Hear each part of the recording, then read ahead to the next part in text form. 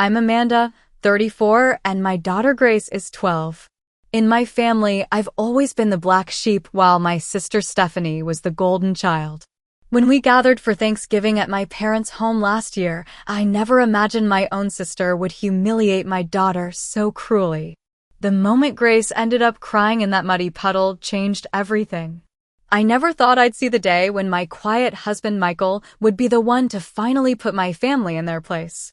Before I share how he turned our family upside down that day, let me know where you're watching from and hit subscribe if you've ever had to stand up to toxic family members.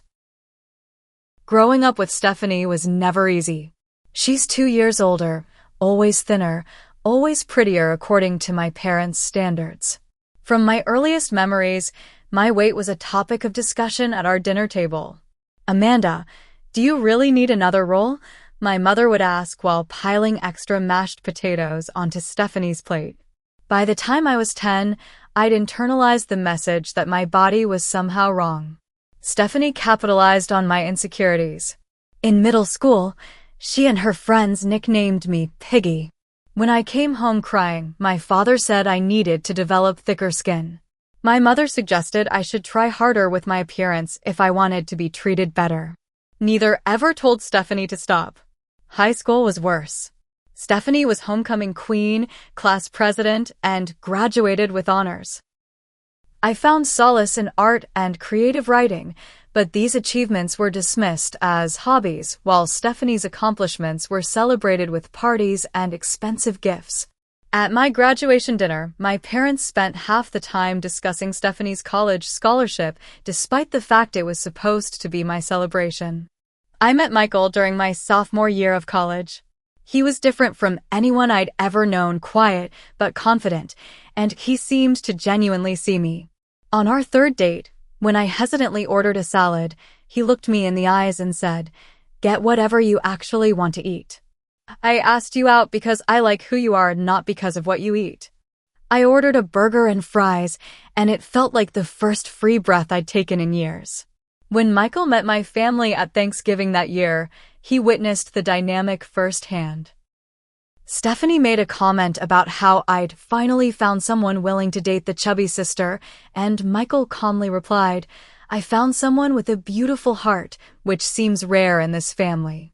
The silence that followed was deafening. That was the moment I knew he was the one. We married after graduation, despite my mother's suggestions to wait until you lose some weight for the photos. Our wedding day was small and perfect, though Stephanie managed to wear white despite being a bridesmaid. Michael just squeezed my hand and whispered, "She's just highlighting the difference between external and internal beauty." When Grace was born, I promised myself the cycle would end with me. I vowed my daughter would grow up knowing her worth wasn't measured by a scale or dress size. For the first years of her life, we limited visits with my family, creating our own traditions and surrounding ourselves with friends who valued kindness. As Grace entered elementary school, she was confident and vibrant. But around age 10, she started developing my body type, shorter and cavia than her peers. I recognized the familiar look of doubt in her eyes when she came home from school some days. We talked openly about body diversity and health beyond appearance, but I could see the societal messages were starting to seep in. My family didn't help. During a summer barbecue when Grace was 11, my mother commented on her second hot dog, "You need to watch that, sweetie. You don't want to end up struggling like your mom." I pulled Mom aside immediately, establishing that body comments were off limits. She acted offended, insisting she was just looking out for Grace's health. Stephanie was worse, constantly comparing Grace to her own daughters, Emma and Lily, who were naturally thin like their mother. "The girls could lend Grace some fashion tips," she'd say, as though my daughter's clothing choices were somehow deficient because they draped differently on her body. As another Thanksgiving approached last year, I debated declining the invitation. Michael and I discussed creating our own tradition, just the three of us. But Grace actually wanted to go. "I haven't seen Grandpa in ages," she said. "And I want to show Emma and Lily my new art portfolio." Her optimism melted my resistance. Kids are resilient, I told myself. Plus, Michael had promised to stay vigilant and run interference if necessary. The morning of Thanksgiving dawned crisp and gray, with forecast calling for rain later. Grace was excited about her new outfit, a burgundy sweater dress with black leggings and ankle boots. She'd carefully styled her hair and even asked to use a little of my mascara. Looking at her, I felt a surge of protective love alongside a flutter of anxiety. "You look beautiful, sweetheart," I told her and meant it with every fiber of my being. During the drive to my parents' suburban home, Michael kept the mood light, telling dad jokes that made Grace groan and giggle. But as we turned onto my parents' street lined with large homes decorated for the holiday, I felt the familiar tightening in my chest. Michael reached over and squeezed my hand. "Remember," he said quietly while Grace was distracted by her phone, "we can leave anytime. Just give me the signal." I nodded, hoping it wouldn't come to that. Maybe this year would be different. Maybe, just maybe, my family would finally see the amazing people my husband and daughter were, and by extension, accept me too. We pulled into my parents' driveway at exactly 2 o'clock. Several cars were already parked along the street, my Aunt Catherine and Uncle Roger's SUV, my cousin Patricia's minivan, and of course, Stephanie's gleaming white luxury sedan positioned prominently in the circular driveway. "Deep breaths," Michael whispered as he turned off the engine. Grace was already unbuckling her seatbelt, eager to head inside despite the first drops of rain beginning to fall. The front door opened before we reached it, my mother appearing in a perfectly pressed autumn-colored dress, her hair freshly styled. "There you are," she exclaimed, hugging Grace first. "Oh my, haven't you grown?" Her eyes flickered over Grace's figure in a way that made my stomach clench. My father appeared behind her, martini already in hand despite the early hour. "The gang's all here now," he announced, giving Michael a hearty handshake and me a quick side hug. "Everyone's in the living room. Stephanie just got here too." The house smelled of roasting turkey and cinnamon, exactly as it had every Thanksgiving of my childhood. We made our way through the foyer into the expansive living room where relatives were gathered in small conversation clusters. My Aunt Catherine immediately approached, cooing over how mature Grace looked, while my cousin's children played a board game in the corner.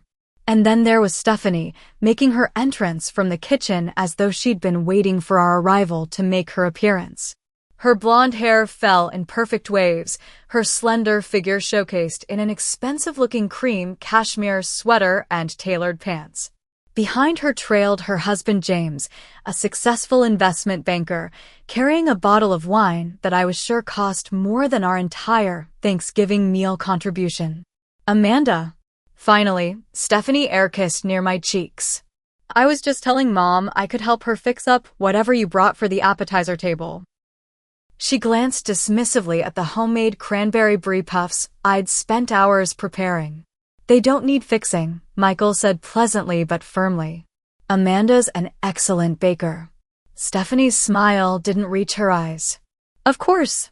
I just know how busy you are with your... What are you doing now?" "Still that part-time graphic design work." Before I could respond, her daughters Emma and Lily, both willowy and dressed identically in plaid dresses, approached Grace. "Hi, Grace," Emma said, her 13-year-old confidence evident. "Cute dress. Is it new?" Grace smiled genuinely. "Yeah, Mom helped me pick it out." "It's very bold," Lily added, exchanging a glance with her sister that made Grace's smile falter slightly. "Girls, why don't you show Grace the new game room downstairs?" James suggested, seemingly oblivious to the undercurrent. "Your grandfather had that ping-pong table installed." The girls headed downstairs while the adults migrated between the living room and kitchen. I offered to help with meal preparations and found myself stationed at the veggie tray, arranging carrots and celery while my mother and Stephanie handled the important dishes. "The turkey's coming along beautifully," my mother announced.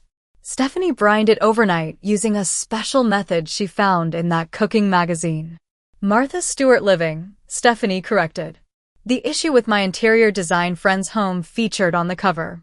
I continued arranging vegetables, trying to focus on creating an attractive pattern rather than my rising irritation. "Amanda, you're putting too many carrots on one side," my mother commented, peering over my shoulder. "It looks lopsided." "Here, let me show you." Michael, entering with empty glasses for refills, caught my eye. He gave me our signal, a subtle touch of his ear, asking if I needed rescue. I shook my head slightly. It was just vegetables. Not worth creating a scene over. The kitchen work continued with similar small cuts, comments about how I chopped onions inefficiently, questions about why Grace wasn't involved in competitive sports like Emma and Lily. Remarks about Michael's sensible car compared to James's new luxury model. Through the kitchen window, I could see the backyard where the children had migrated. Despite the increasingly steady rain, they were playing some kind of tag game, with Grace clearly trying to keep up with her cousins who kept changing the rules whenever she got close to winning. "You might want to tell Grace to be careful," Stephanie said, following my gaze. "Those leggings look thin, and she's sliding around quite a bit. Would be a shame to rip them and have nothing else to wear." I bit my tongue. "She's fine. She's having fun." "If you say so," Stephanie shrugged. "Emma and Lily know to bring backup outfits. But I suppose not everyone thinks ahead that way." My Uncle Roger wandered into the kitchen, refilling his scotch. "The girls look like they're having a blast out there. Though that rain's really picking up. Gonna be puddles everywhere soon. Maybe we should call them in," I suggested. "Oh, let them play," my mother waved dismissively. "Children need to burn off energy before sitting for dinner." Michael appeared at my side with a glass of wine. "Thought you might need this," he murmured. "Everything okay?" "Fine," I whispered back, though the tightness in my shoulders suggested otherwise. "Amanda," he said quietly, "we can still leave if this gets too much." "It's just one day," I replied. "We can get through this." But as I watched Grace through the window, trying so hard to fit in with cousins who clearly looked down on her, I wondered if I was making the right choice by staying. The pre-dinner socializing shifted to the formal living room as more relatives arrived. My cousin Thomas and his wife Beth brought their toddler twins, creating a momentary distraction as everyone cooed over the babies. I seized the opportunity to check on Grace, who had finally come inside with the other children, her hair damp from the rain. "Having fun?"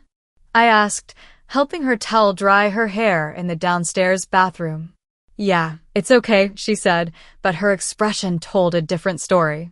"Emma and Lily kept changing the game, though. That doesn't seem fair." She shrugged. "It's whatever. Can I show them my art portfolio now?" I brought it like you suggested.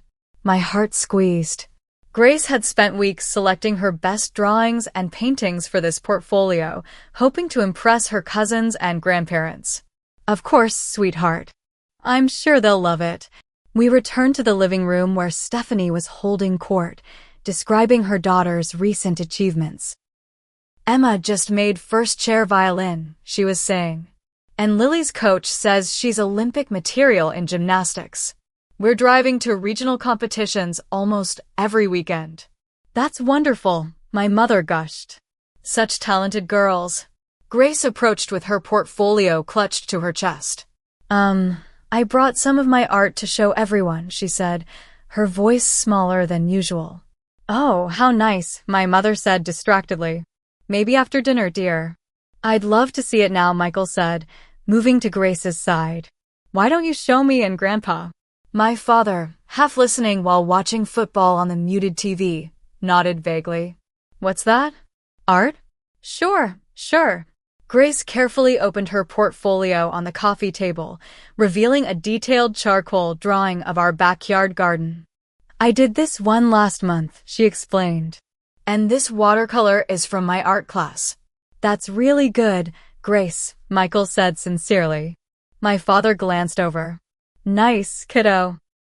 You get that from your mother." She used to doodle too.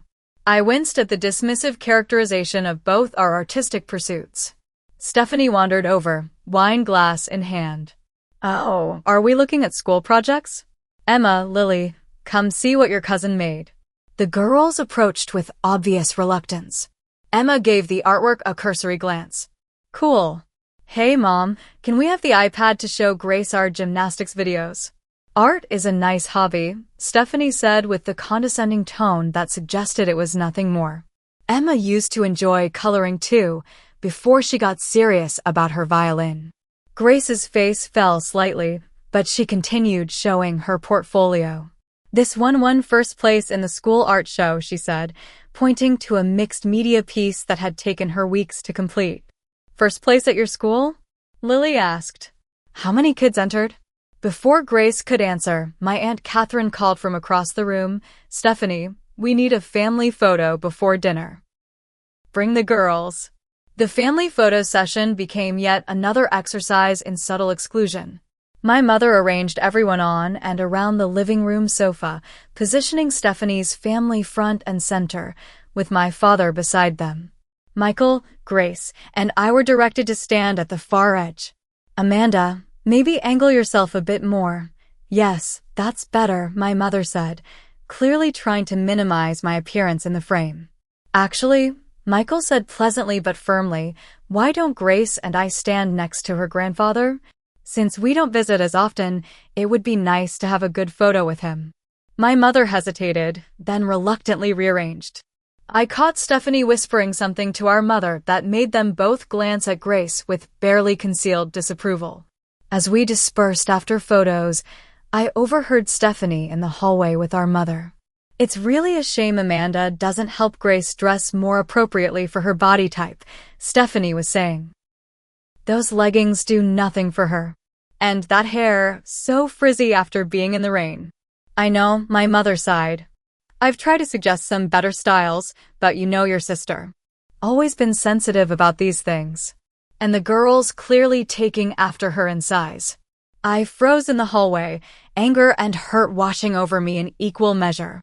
Michael, who had heard too, placed a steady hand on my back. Say the word, he whispered. We can leave right now. I shook my head, blinking back tears. It would just confirm everything they think about me, that I'm too sensitive, that I can't handle family gatherings. Or it would show Grace that you don't have to tolerate people treating you badly, even if they're family, he countered. Before I could respond, my father's voice boomed through the house. Weather alert says we're in for a real downpour. Better bring in anything you don't want soaked from the backyard. I glanced out the window to see the sky had darkened considerably, the earlier drizzle now a steady rain that drummed against the glass. The backyard, visible through the large windows, showed growing puddles forming on the patio and lawn, particularly a large one near the steps leading from the back door. Kids. Inside, all of you, my mother called. Dinner's almost ready anyway. As the children trooped in from various parts of the house, I tried to push aside my hurt and focus on getting through the meal. Just a few more hours, I told myself. We can do this. But the atmosphere had grown as heavy as the clouds outside, and I couldn't shake the feeling that the real storm was yet to come. Dinner in 15 minutes, my mother announced from the kitchen. Grace, would you help set the table? Grace, eager to be useful, jumped up from where she'd been sitting quietly with her art portfolio. Sure, Grandma. I followed her into the dining room, wanting to help but also to provide some buffer between my daughter and potential criticism. The formal dining table had been extended to its full length, with my mother's best china and crystal already arranged at each place setting. The silverware goes like this, I showed Grace, arranging a place setting. Fork on the left, knife and spoon on the right. She nodded, carefully mimicking my example as she moved around the table. I noticed her taking extra care, her brow furrowed in concentration as she worked to get everything perfect. We were nearly finished when Stephanie swept in, champagne flute in hand. Oh, you're doing it that way, she said, eyeing Grace's arrangement. Mom usually puts the water glasses at the top right, not left. Grace looked stricken. I'm sorry, I didn't know. It's fine, I interjected. The placement is correct. The glasses can go either way. Stephanie made a small noise of disagreement. Well, in formal dining etiquette, which is what Mom prefers, there is a correct placement. She reached over and began rearranging Grace's carefully positioned glasses. I was just trying to help, Grace said quietly. Of course you were, sweetie, Stephanie said with faux sweetness. Not everyone learns proper table setting. I made sure Emma and Lily knew by the time they were 8. I took a deep breath, reminding myself that creating a scene would only make things worse for Grace. The table looks beautiful, I told my daughter. Thank you for helping. My mother appeared in the doorway. Everyone start making your way to the table. James is carving the turkey now. The family began filtering in from the living room, claiming seats at the long table. Predictably, my parents took the heads of the table, with Stephanie, James, and their daughters positioned in places of honor near my father. Michael, Grace, and I ended up on the far side, between my Aunt Catherine and Cousin Thomas's family. As everyone settled, my father stood to say grace, followed by his traditional Thanksgiving toast highlighting the family's accomplishments for the year. Stephanie's promotions and the girls' achievements featured prominently.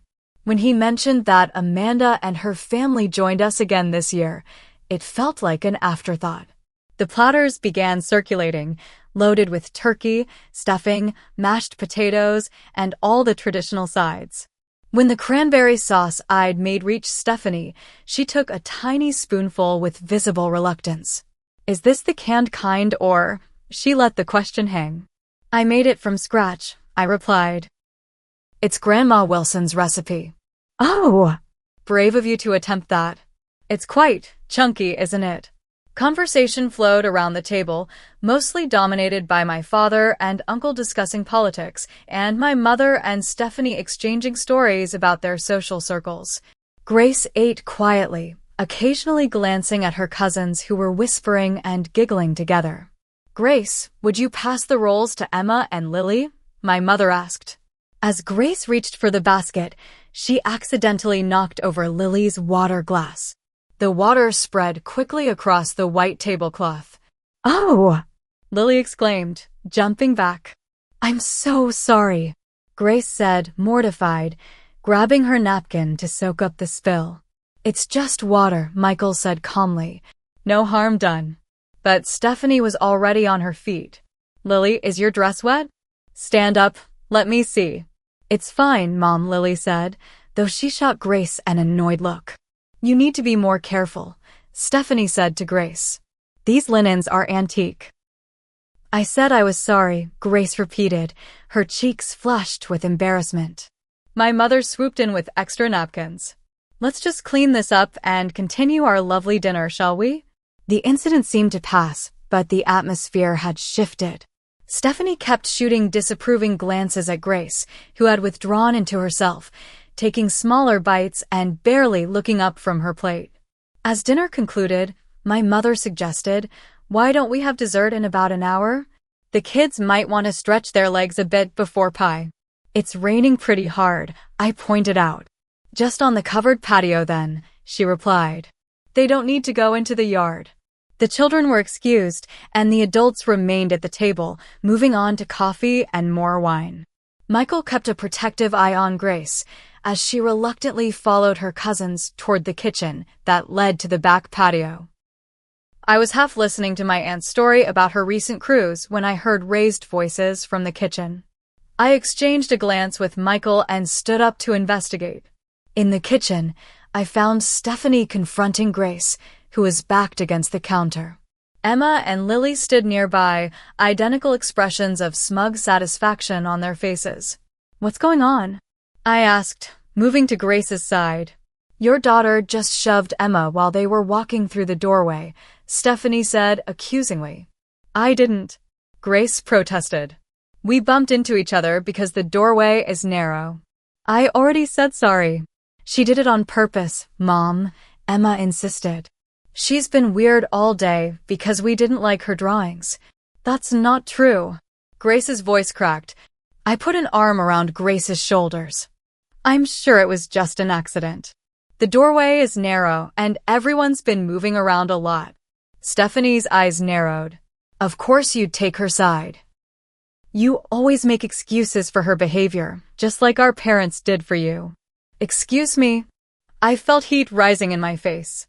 You heard me, Stephanie continued, her voice rising. You've always been jealous of me, and now your daughter is jealous of mine. It's pathetic, really. By this point, Michael had appeared in the doorway, along with several other family members drawn by the escalating voices. Maybe we should all take a moment to calm down, Michael suggested evenly. Oh, here comes Prince Charming to the rescue, Stephanie sneered. You know, it's really a disservice, the way you two coddle her. She gestured toward Grace. She's going to have a rude awakening in the real world when people aren't obligated to pretend she's special. That's enough, I said firmly, feeling Grace trembling under my arm. Mom, can we go outside now? Lily asked, clearly enjoying the drama. Fine, Stephanie snapped. But stay on the patio because of the rain. The girls headed toward the back door, Grace hanging back reluctantly. Go on, I told her gently. Just stay under the covered area. We'll have dessert soon and then head home.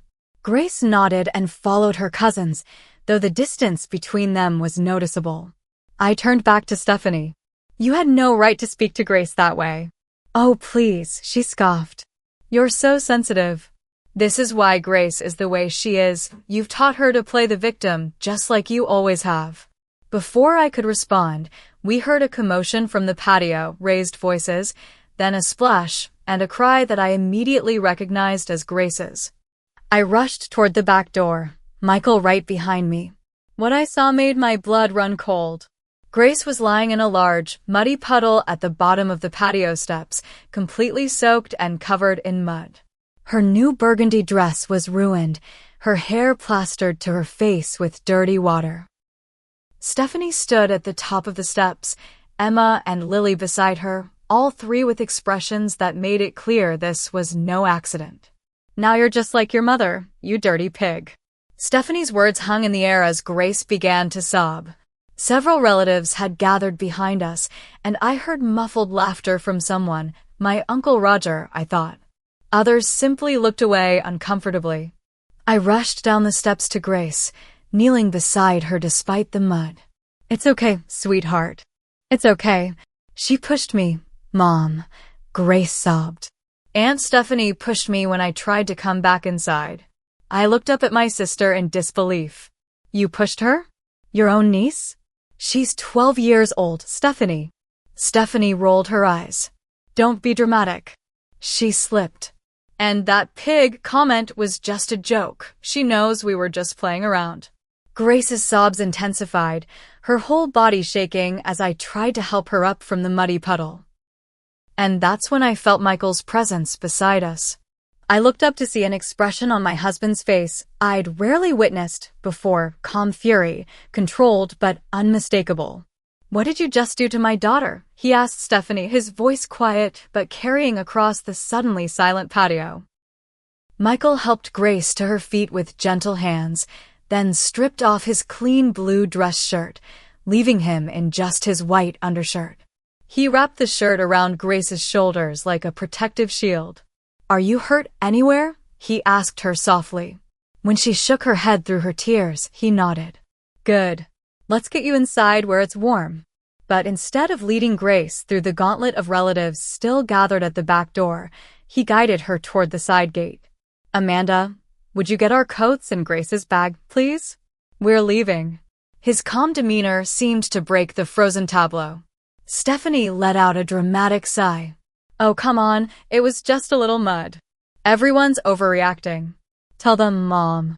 My mother, who had finally made her way to the back door, looked uncomfortable. It does seem like an accident that got out of hand. Grace, dear, let's get you cleaned up and changed. I'm sure I have something you can borrow. It wasn't an accident, Michael said, his voice still measured, but with steel underneath. And we're not staying. He turned to address the gathered family members directly. For years, I've watched how you treat my wife and daughter. The constant comments about their bodies, the dismissal of their accomplishments, the not-so-subtle comparisons. I've respected Amanda's wish to maintain relationships with her family despite it all. But today, you've crossed a line that cannot be uncrossed." A heavy silence fell over the patio. Even the rain seemed to soften in deference to Michael's words. "Michael," my father began awkwardly, "no one meant any harm." "No harm?" Michael's eyebrow raised. "Your grown daughter just physically pushed your 12-year-old granddaughter into a muddy puddle and called her a pig. The rest of you either laughed or looked away. Tell me again how no harm was intended." Stephanie's face had gone from smug to flushed. "You're blowing this completely out of proportion. It was a joke that Grace is too sensitive to handle, just like her mother." "A joke is funny to everyone involved," Michael replied evenly. "What you did was bullying, plain and simple. And it's clearly a family pattern that's been normalized for far too long." I returned with our coats and Grace's bag, my heart pounding with a mixture of shame, anger, and a strange sense of liberation. Michael was saying all the things I'd wanted to say for years, but never found the courage to voice. "Amanda," my mother implored, "surely you understand we're just trying to have a nice family Thanksgiving. Accidents happen, feelings get hurt, but we move past it. That's what family does." I looked at my daughter, still shivering despite Michael's shirt around her shoulders, then at my sister who showed no remorse, and finally at my parents who were more concerned with saving their holiday than protecting their granddaughter.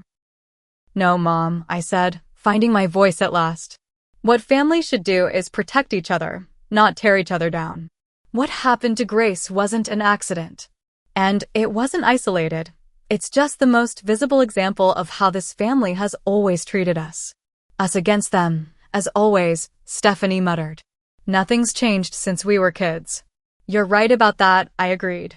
"And that's the problem. You're still the golden child who can do no wrong, and I'm still expected to accept whatever scraps of approval you all deign to throw my way. But I won't let Grace grow up thinking that's what she deserves too." Michael placed his hand gently on Grace's shoulder. "We're going home now. Grace needs to get warm and dry." "But dessert," my mother protested weakly. "We'll have to proceed without us," Michael finished. "Amanda, are you ready?" I nodded, feeling strangely calm despite the tension crackling in the air. We turned to leave through the side gate, bypassing the need to walk back through the house. "This is ridiculous," Stephanie called after us. "You're ruining Thanksgiving over a little mud." Michael stopped and turned back one last time. "No, Stephanie. You ruined it when you decided to hurt a child to make yourself feel powerful. I sincerely hope someday you realize what you've lost today." We walked to our car in silence, the rain still falling steadily around us. I helped Grace into the back seat, where she curled up with her wet dress still clinging to her. Michael started the engine and turned the heat on full blast before anyone spoke. "I'm sorry about your shirt," Grace finally whispered to Michael, looking at the now muddy dress shirt she still clutched around herself. "It's just a shirt," he replied gently. "You're what matters." As we pulled away from my parents' house, I glanced back to see several figures still standing on the porch, watching us leave. No one had come out to apologize or try to stop us. Somehow, that told me everything I needed to know about where we stood with my family. The drive home was quiet, with only the sound of the rain against the windshield and the occasional sniffle from Grace in the back seat. I felt a complex mixture of emotions, anger at my sister, disappointment in my parents, shame at having subjected Grace to that environment, and an unexpected sense of relief that we'd finally broken free. When we were about halfway home, my phone began buzzing with text notifications. I glanced down to see messages from my mother, my father, and even my Aunt Catherine. I turned the phone face down on my lap, unwilling to deal with their perspectives just yet. "Are you okay?" Michael asked quietly. "I don't know," I answered honestly, "but I think I will be." In the rearview mirror, I could see Grace's reflection. Despite the muddy clothes and tear-streaked face, there was something else in her expression. A questioning look, as if she was reevaluating everything she thought she knew about family dynamics and where she fit into them. As painful as today had been, perhaps it was also the beginning of something important, a chance to break a cycle that had damaged me for decades and threatened to do the same to my daughter. For the first time in my life, I had stood up to my family alongside a husband who refused to let them treat us as less than. And most importantly, Grace had witnessed it all. That, at least, felt like something to be thankful for. The moment we arrived home, Michael went straight to run a hot bath for Grace while I helped her out of her mud-soaked clothes. Despite the heating in the car, she was still shivering, more from emotional shock than cold, I suspected. "I'm sorry about your dress," I told her as I carefully placed it in the laundry sink to soak. "We can try to clean it, but if it's ruined, we'll get you a new one." Grace looked up at me with red-rimmed eyes. "It's not about the dress, Mom." "I know, sweetheart." I smoothed back her damp hair. What Aunt Stephanie did was cruel and inexcusable. Why does she hate us so much? Grace's question cut straight to my heart. I considered sugarcoating my answer, but after what had happened, Grace deserved honesty. I don't think she hates us, exactly. I think she's deeply insecure, and putting others down makes her feel better about herself. It's a pattern that started when we were children. But why didn't Grandma and Grandpa stop her? They just stood there. That question was harder to answer. They've always had a blind spot when it comes to Stephanie. They should have protected me when we were growing up, and they should have protected you today. Their failure to do that says nothing about your worth and everything about their limitations. The bath ready, I left Grace to soak while I changed out of my own Thanksgiving outfit. My phone continued to buzz with notifications. Finally, I steeled myself and looked at the messages. From Mom, "Amanda, you're overreacting. Please come back so we can talk about this like adults." From Dad, "Your mother's upset. Call when you've calmed down." From Aunt Catherine, "Such a shame about dinner. Stephanie says Grace was being difficult all day. Hope you'll patch things up soon." And finally, from Stephanie herself, "Way to ruin Thanksgiving with your drama. Mom's crying because you stormed out over nothing. You always have to make everything about you, don't you?" My hands shook with anger as I read her message. After everything that had happened, she was still twisting the narrative, still casting herself as the victim while I was the villain. It was the same script we'd been following since childhood, and I was sick of my assigned role. Before I could think better of it, I hit the call button on Stephanie's contact. She answered on the second ring. "Finally come to your senses?" Her voice dripped with condescension. "Actually, I called to tell you that what you did today was unforgivable," I said, surprised by the steadiness in my voice. "You pushed a child, your niece, into the mud and called her a pig in front of the entire family." "Oh, please," she slipped. "And the pig comment was just a joke. We both know that's not true. And even if it were, jokes that hurt people aren't jokes. They're just cruelty with a coward's excuse attached." "Excuse me." Stephanie's voice rose in pitch. "You heard me. I'm not doing this anymore, Stephanie. The constant put-downs, the body-shaming, using your children to bully mine, it stops today. You're being ridiculous." "No, what's ridiculous is that I've allowed this to continue for so long." Words poured out of me. Decades of suppressed feelings finally finding voice. "When we were kids, you called me Piggy until I cried myself to sleep. You accidentally ripped my prom dress because you couldn't stand that someone had asked me instead of you. You wore white to my wedding. And now you're trying to do the same thing to my daughter." "Ancient history," Stephanie scoffed. "And completely exaggerated." "It's not exaggerated to Grace, who's currently washing mud out of her hair because her aunt physically pushed her. Do you have any idea what kind of person does that to a child?" There was a pause before Stephanie responded, her voice colder. "If you're so perfect, why did you let Michael fight your battles today? Still can't stand up for yourself after all these years. The fact that you see defending a child as fighting battles says everything about you. And for the record, Michael didn't step in because I couldn't handle it. He stepped in because that's what people who love each other do. They protect each other." From the bathroom doorway, I suddenly realized Grace was standing there in her robe, listening. Her eyes were wide, taking in every word of the conversation. Well, enjoy your sad little Thanksgiving with your sad little family, Stephanie sneered. Meanwhile, we'll be having dessert with people who know how to take a joke. Enjoy your pie, I replied. I'm blocking your number after this call. If you ever want to have a relationship with me or Grace again, you'll need to offer a genuine apology and make real changes. Until then, stay away from us. I ended the call before she could respond and immediately blocked her number. Then I did the same for my parents, whose enabling was just as harmful in its way. Grace approached slowly. Did you really just block Grandma and Grandpa? For now, I said, suddenly uncertain. Had I gone too far? I think we all need some space to think about what happened today. Michael appeared in the hallway, having changed into comfortable clothes. Everything okay? I heard you on the phone. I just told Stephanie exactly what I think of her behavior, I admitted. And I blocked her. And my parents. Instead of looking shocked, Michael simply nodded. It's about time. But they're still family, Grace said quietly. Michael came over and crouched down to meet Grace at eye level. Family is supposed to make you feel safe and loved. People who deliberately hurt you don't deserve access to you, even if they share your DNA.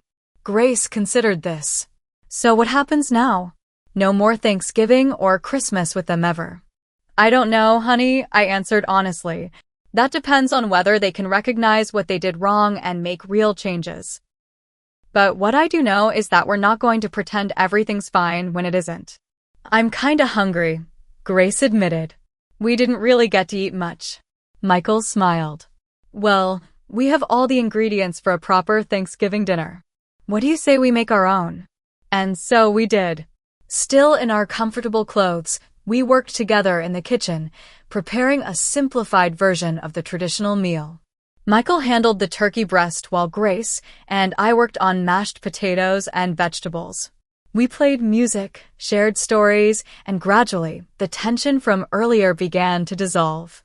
By the time we sat down to our improvised Thanksgiving dinner, the mood had lightened considerably.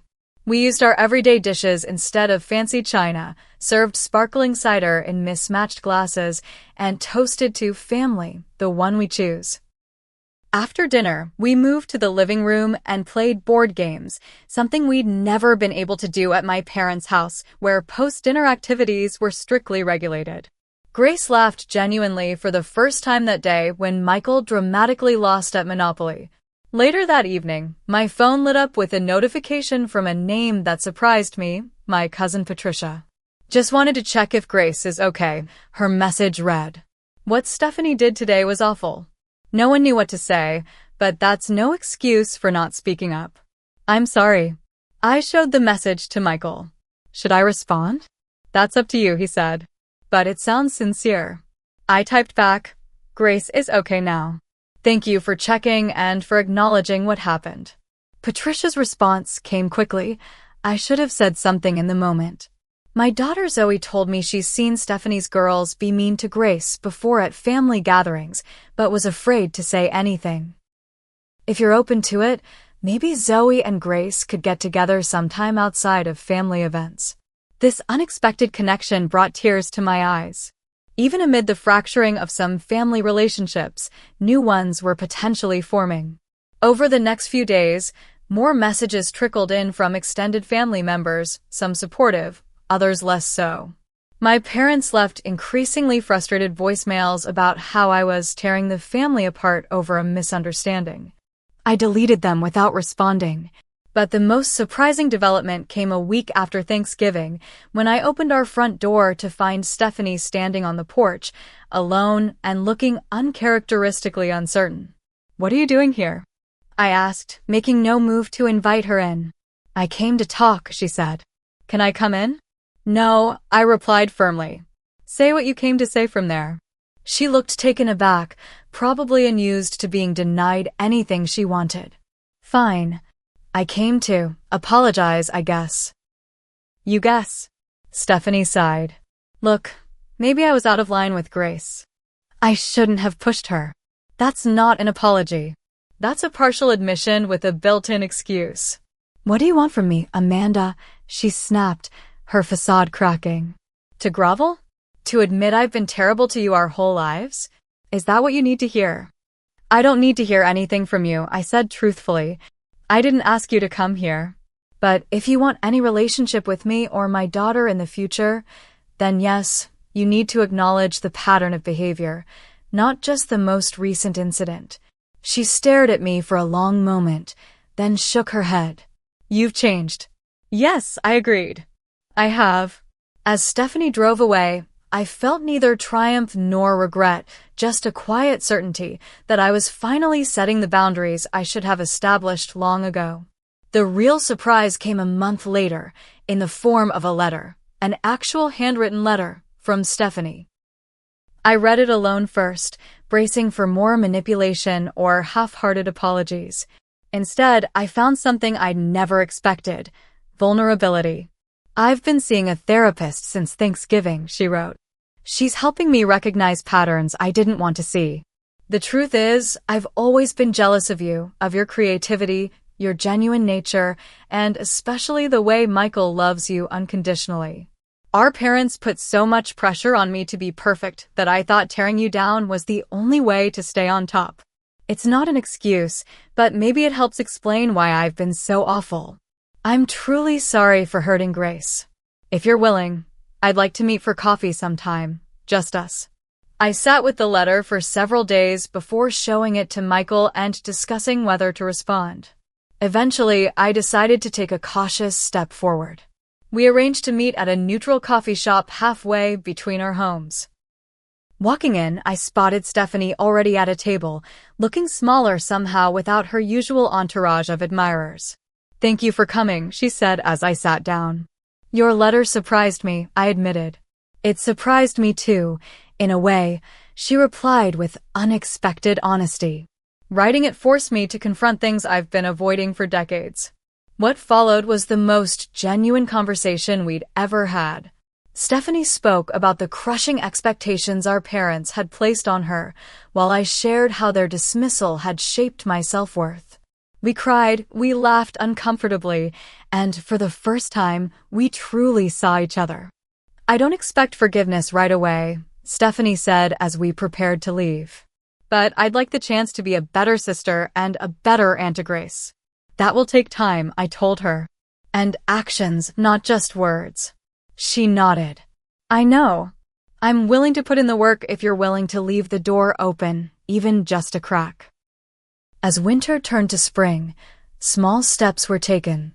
Stephanie and I met occasionally for coffee. She sent Grace a thoughtful birthday gift with a sincere apology note. My parents remained more resistant to change, still insisting we should move past the Thanksgiving incident without addressing the underlying issues, but even they began to realize that the old dynamics were permanently altered. 6 months after that disastrous Thanksgiving, we agreed to a small family gathering, just my parents, Stephanie and her family, and us at a neutral restaurant rather than anyone's home. The atmosphere was tentative, conversations careful, but no hurtful comments were made. Grace received genuine compliments on her latest art project from both her grandparents and, most surprisingly, from Emma and Lily, who seemed to be following their mother's lead in attempting reconciliation. It wasn't perfect, and I maintained firm boundaries, but it was a beginning. A chance to redefine what family could mean for all of us. The journey toward healing didn't follow a straight line. There were setbacks along the way, moments when old patterns threatened to reassert themselves, times when I questioned whether reconciliation was truly possible. But through it all, 3 things remained constant: Michael's unwavering support, Grace's remarkable resilience, and my growing determination to break generational cycles of hurt. 2 weeks after the Thanksgiving incident, I started therapy to address the family trauma I'd carried for decades. My therapist helped me recognize how deeply I'd internalized messages about my worth being tied to my appearance and achievements. More importantly, she helped me develop tools to challenge those beliefs and establish healthier boundaries. The goal isn't to erase your past, she explained during one particularly emotional session. It's to ensure that your past doesn't dictate your future or Grace's. Grace, meanwhile, was processing her own experience of that day. Initially, she had nightmares about falling and being laughed at. But as we talked openly about what happened and why, she began to frame the incident not as a reflection of her worth, but as an example of how hurt people sometimes hurt others. Aunt Stephanie was really mean, she observed one evening as we baked cookies together. But I think she must be really sad inside to act like that. Her insight took my breath away. At 12, she was developing the emotional intelligence I'd struggled to find well into adulthood. Michael suggested we create new family traditions to replace the ones that had caused so much anxiety. Instead of enduring formal dinners where appearances mattered more than connection, we started Family Adventure Sundays, where we explored new places together. Sometimes these were elaborate outings to museums or hiking trails. Other times, they were as simple as trying a new recipe or board game at home. As Christmas approached, we made another significant change, declining my parents' invitation and instead booking a cozy cabin in the mountains for just the three of us. "Are you sure?" Michael asked as I sent the polite but firm email declining their invitation. "I know this is a big step." "I'm sure," I replied. "Maybe someday we'll be ready to celebrate holidays together again, but right now, we need to prioritize creating positive memories for Grace." Our Christmas in the mountains became one of my favorite memories, building snowmen, drinking hot chocolate by the fire, exchanging thoughtful gifts without the pressure of performance or comparison. Grace seemed lighter somehow, laughing more freely than she had in months. In January, an unexpected letter arrived from my father. Unlike my mother's messages, which continued to demand we put the past behind us without acknowledgement of harm, my father's letter showed the first glimmers of genuine reflection. "I've been thinking about Thanksgiving," he wrote, "and about many moments before that. I didn't protect you when you were a child, and I didn't protect Grace either. I don't know if I can change at my age, but I want you to know I see now that I failed you in important ways. It wasn't a complete reckoning, but it was a start." I called him the next day, and we had the first honest conversation of my adult life. He cried when I described how it felt to grow up feeling like the family disappointment. "I never meant to make you feel that way," he said. "I thought pushing you would make you stronger." "It didn't make me stronger," I told him. "It made me doubt my worth. And that's what I'm working to change now for myself and for Grace." Stephanie's journey toward insight continued as well, though not without stumbles. After our coffee shop meeting, she made genuine efforts to change her behavior. She called occasionally, asking about Grace's art and my graphic design work with sincere interest. When she slipped into old patterns, making an offhand comment about my choice of jeans at one get-together, she caught herself and apologized without prompting. Most significantly, she began addressing her daughter's behavior. Emma and Lily had clearly learned their bullying tactics from watching their mother, and changing those ingrained habits wasn't easy. But I witnessed Stephanie gently correcting Lily when she made a dismissive comment about another girl's appearance, explaining why such remarks were harmful. By spring, we felt ready to attempt a small family gathering. We chose a neutral location, a restaurant with private dining rooms, and established clear expectations beforehand. The meal wasn't without awkward moments, but for the first time in my memory, no one left in tears. Grace approached her cousins cautiously at first. Their interaction was stilted, the Thanksgiving incident hanging unspoken between them. But when Grace mentioned her upcoming art show at school, Emma surprised everyone by asking genuine questions about her techniques. By dessert, the girls were showing each other photos on their phones and even laughing together. "They're not so bad when they're not being mean," Grace observed on the drive home. "People can change," Michael said, catching my eye in the rearview mirror. "Especially when they realize what they stand to lose if they don't." As summer approached, we received an invitation that would have been unthinkable 6 months earlier. My parents wanted to rent a beach house for a week and have the entire family stay together. My initial reaction was resistance, but after discussing it with Michael and Grace, we decided to accept with conditions. We would stay in a nearby hotel rather than in the shared house, giving us space to retreat if needed, and we would commit to only 3 days rather than the full week. Those 3 days at the beach became a turning point. There were still moments of tension, old patterns that threatened to resurface. But there were also new connections forming. My father taught Grace to fish off the pier, listening attentively as she shared her dreams of becoming an artist. My mother, though still prone to criticism, made visible efforts to compliment rather than critique. And Stephanie, in perhaps the most meaningful gesture of all, pulled me aside on our last evening to say, "I'm sorry it took me so long to see how much I was hurting you. Thank you for giving me the chance to do better." As we drove home from that beach trip, I reflected on the journey of the past 8 months. The family I had now wasn't perfect. There were still wounds being healed, trust being rebuilt, boundaries being tested and reinforced. But it was more authentic than the facade we had maintained for decades. More importantly, Grace was learning powerful lessons about self-worth and healthy relationships that had taken me far too long to understand.